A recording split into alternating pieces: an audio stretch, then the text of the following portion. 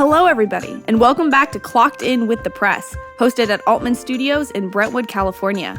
We are here to spread some news, spill some tea, and make sure that you, our listeners, are both informed and entertained. Not everything stated in this podcast is supported by or reflects the beliefs of the press, so if you disagree with me, don't be afraid to tell me on Twitter or Instagram at PressClockedIn or on Facebook at thepress.net. I'm your host, Caitlin Gleason, clocking in. So for the story of the day, the COVID-19 Delta variant. According to Dr. George Burnett, the medical director of infection prevention at John Muir Health, nearly all of the people who are hospitalized at John Muir Health, who are in many different age groups, have not received one of the available COVID-19 vaccines. The overall case rate has inched upwards in recent weeks, 3.5 per 100,000 as of today, which was spurred by a rising number of cases among unvaccinated people, according to Dr. Chris Farnitano, the country's health officer. Dr. Farnitano went on to explain that cases among individuals who are unvaccinated is up to 11.3 per 100,000. This rate is over 18 times higher than the rate of those who are vaccinated and get infected. However, before we go further into this update, let's take a few minutes to review the top stories of the week. First up, as East County students returned to school last week, coronavirus followed close behind. The Brentwood Union School District reported 10 students and staff have tested positive for COVID-19 as of August 2nd, and an estimated 35 cases have popped up in the Liberty Union school districts. Thankfully, leaders from both districts said they don't believe the cases have spread in schools. Next, water rights holders in the Sacramento-San Joaquin Delta could soon be forced to shut off their pumps as the State Water Resources Control Board approved emergency measures to curtail diversions in the watershed. The board voted unanimously to approve the measures during a hearing held Tuesday, August 3rd. The action comes as drought conditions throughout the state continue to worsen. It is intended to preserve stored water, protect drinking water supplies, prevent salinity intrusion, and minimize impacts to fisheries in the environment.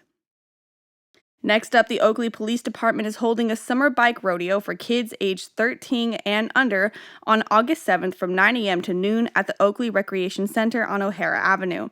Attendees are invited to enjoy a pro BMX demo, a ride through bike agility course, and police department motor shows. Lastly, from hometown sports, local dirt bike rider Seth Sedora is set to compete in Tennessee at the Amateur National Motocross Championship at Loretta Lynn's.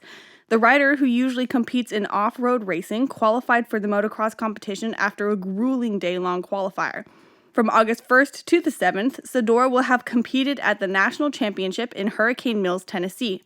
Once his race is done at Loretta Lynn's, Sedora will immediately head west to Nevada to partake in the Best in the Desert off-road race, a 500-mile race from Saturday, August 11th to Wednesday, August 15th.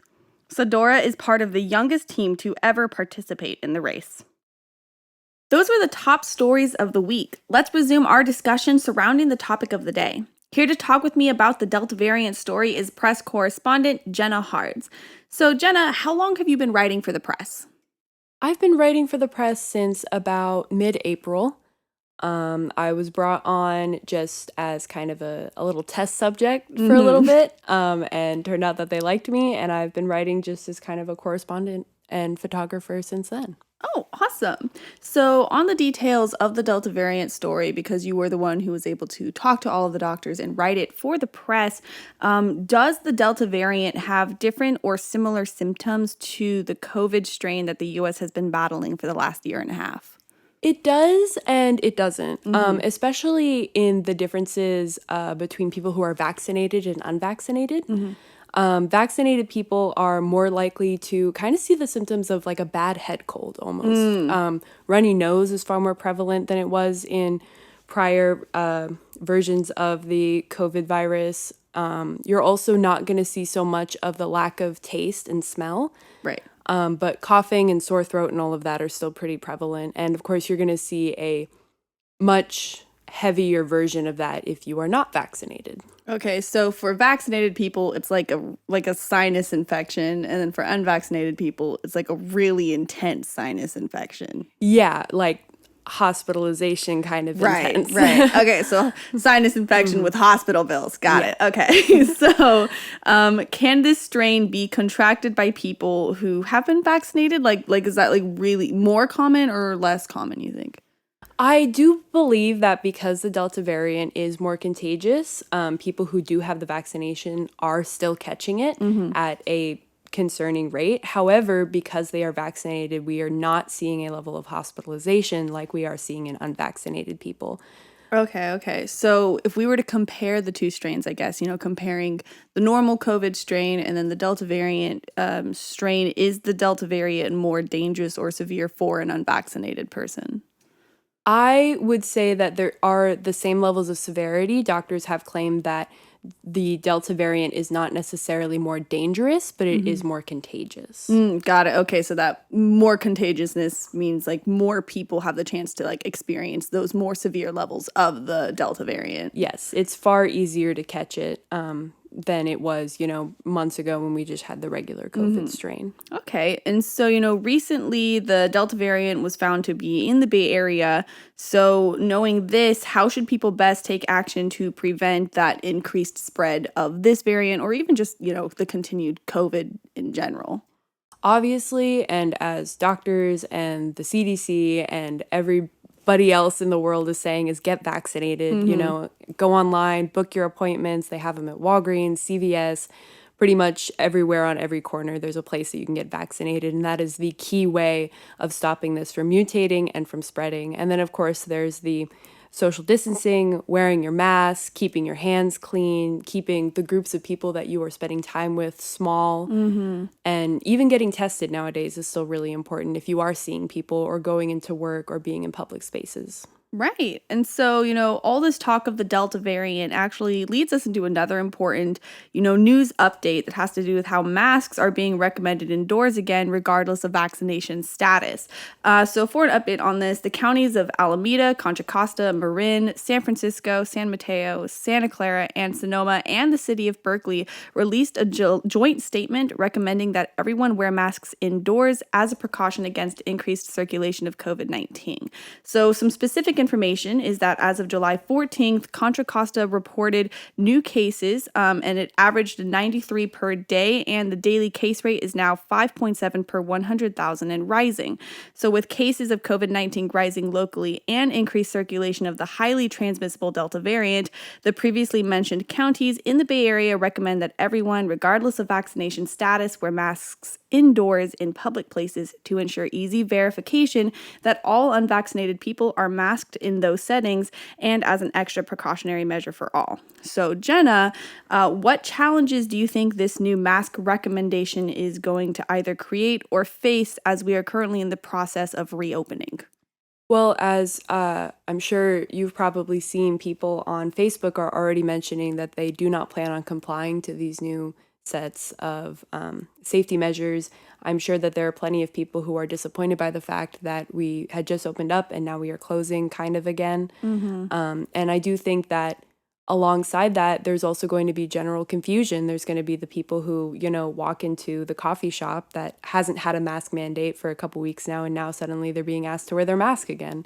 Right. So I think that there's going to be a general level of getting people back into that state of having to wear masks indoors. And of course, the people who, don't want to, and also refuse to get vaccinated or feel that it is not a necessary precaution that they need to take. Yeah, and in relation to that, a kind of secondary update that has happened is the state announcement that businesses can now, check vaccination cards as well as, test employees on, that weekly basis.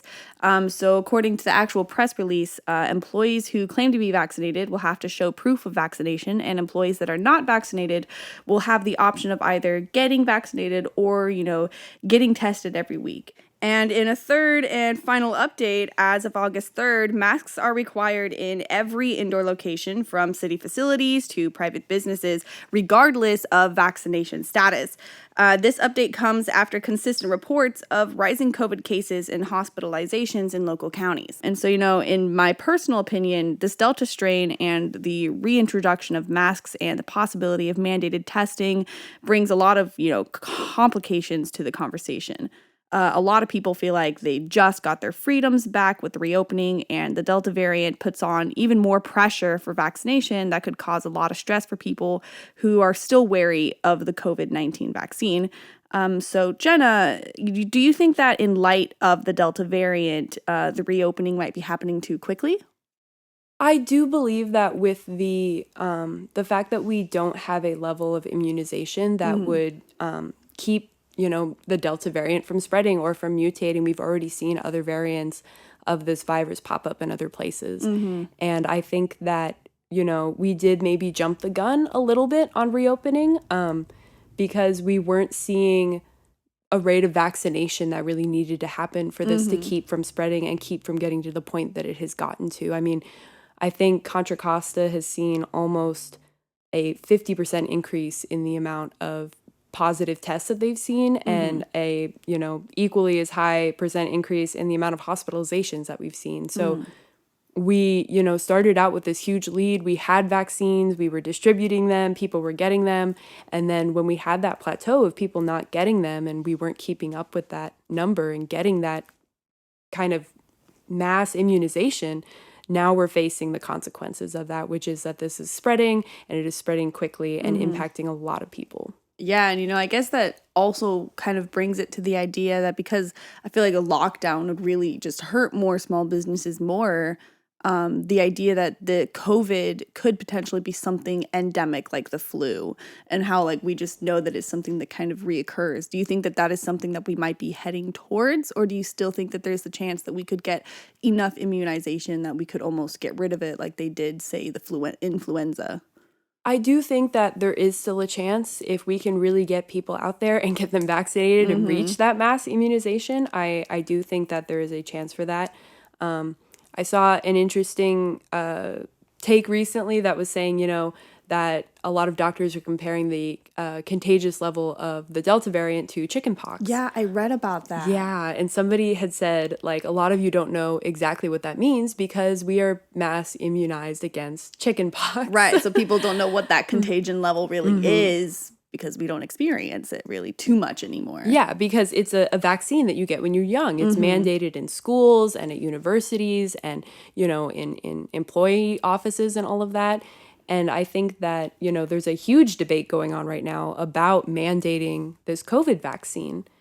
And while I do understand the level of concern regarding its production and release and the speed at which that happened, I do think that, there are so many outlets that people have to kind of, help their concerns and learn about the vaccine and its process and what it actually does. Right. Rather than, kind of bringing everybody else down by not getting vaccinated. Yeah, no, there was this interesting article I was reading, and it actually talked about how the reason why people, keep getting new updates and information about these vaccines and COVID is because we are all experiencing the scientific method real time, the hypothesis, the test, the failure, and the repeating over and over again. And so it's not that the science is necessarily bad, it's that in the way that humanity does best, we are learning and we are trying to adapt to this, this whole situation. And so, one thing that I think people have to remember is that, individuals who are anti the COVID-19 vaccine are still people. Being hateful or bashing on them won't do anything because the bottom line is that people are scared. And, I have friends and, neighbors and family that are wary of COVID-19 vaccines. So I know that, they just understand the vaccine differently because the U.S. hasn't had to deal with a national pandemic for over 100 years. And, no one that is alive right now has had to be in a pandemic before. And so this is our first time handling it. And it means that you can't expect everyone to accept things or manage their reactions to events and mandates the same way. However, we all do have the kind of chance to learn and to read. And so where do you think that people can go to get more information or learn about the vaccine as they decide whether it is the right move for them? There are, obviously the internet is both a great and bad place to start. Double-edged sword there. Making sure that you're going to reputable sources like Contra Costa Health's website, that is a great place to start. They actually have a little chat room option where you can speak with people to either make vaccination appointments or even just ask general questions about it. There's, U.S. Health page, which will give you information about it. You can even talk to your own general practitioner. If that is somebody that you trust, who's been taking care of you and your family, you can probably ask them questions about this vaccine, and they will be able to give you information, or at least guide you to somebody who could maybe answer the questions that you have. Yeah, so like probably the most important things right now is to not just immediately react to things, but, kind of take your time and respond to things and learn from them. Yeah, definitely. And, it is in human nature to be concerned about new things. And I think that is really what's happening. But I think that there's so many great sources and people that you can go to answer your questions and maybe alleviate some of the concerns that you have. If a person is medically incapable of receiving the vaccine, Jenna, what are some ways they can protect themselves or their loved ones from COVID-19? Well, obviously, there's still wearing the mask, social distancing, keeping your hands clean, making sure that not only you are getting tests, but maybe family members or friends are also getting tests prior to meeting up with them. Things like that can keep you from catching it. I also think that if people are really worried about possible medical issues concerning the vaccine, talk to your doctor, talk to a general practitioner, because they're going to know you, they're going to know your medical history, and you can ask, hey, if I get this vaccine, how is this going to impact me? What possible side effects am I risking by taking this vaccine? Or maybe you discover that you're not really an at-risk person, and therefore you can get the vaccine and help protect those who can't because of medical issues or problems. Right. So like really taking time to learn what the risks are and then being able to kind of do that calculus for yourself rather than just, not being able to find that information and being stressed about it or worrying about your family. It would be better to go and find that information with the doctor and whether or not it would be the best idea. Yeah, and if you do have a medical issue, it's better to, learn that could be a risk before getting the vaccine than learning it after you get the vaccine. So I think that it's not only an ability to kind of learn more about the vaccine, but also making sure that when you take it, it's going to help you. Right. So like not only learning if the vaccine is the right choice, but also learning if the vaccine is the wrong choice. And either way, it requires you to go out and find more information. Exactly. Yeah. Well, thank you so much for coming in. Thank you for having me. Of course. That's it for today's episode of Clocked In with the Press. What are your thoughts on the Delta variant? How do you feel about wearing masks indoors again? And should the Bay Area continue to reopen in light of the new COVID-19 strain? Let us know your thoughts on our Facebook at thepress.net or on our Twitter and Instagram at PressClockedIn. You can also stay updated on East Contra Costa County news through our website at www.thepress.net. There are a million people with a million stories that we can talk about, and I plan to cover them one episode at a time.